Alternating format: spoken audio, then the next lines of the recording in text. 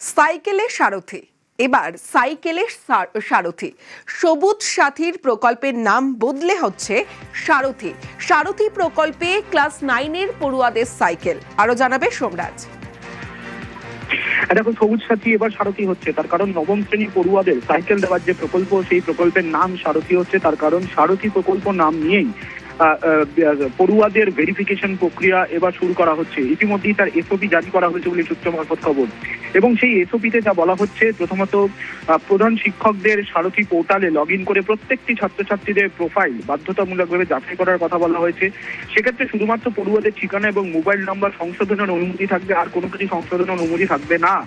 আর যদি কোনো তথ্য পরিবর্তন করতে হয় তাহলে নতুন করে এন্ট্রি করতে হবে। এমনকি ছাত্রছাত্রীরা আগে সাইকেল পেয়েছে কিনা সেই তথ্য বাধ্যতামূলকভাবে যাচাই করার নির্দেশ দেওয়া হয়েছে, এবং সমস্ত তথ্য যাচাই করে কিভাবে তার প্রক্রিয়া শেষ করতে হবে সেই নিয়েও এসওপি জারি করা হয়েছে ইতিমধ্যেই।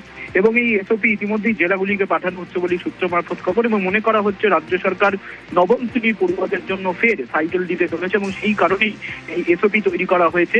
এবং এই প্রকল্পের নাম হচ্ছে এবার সারথি। বেশ।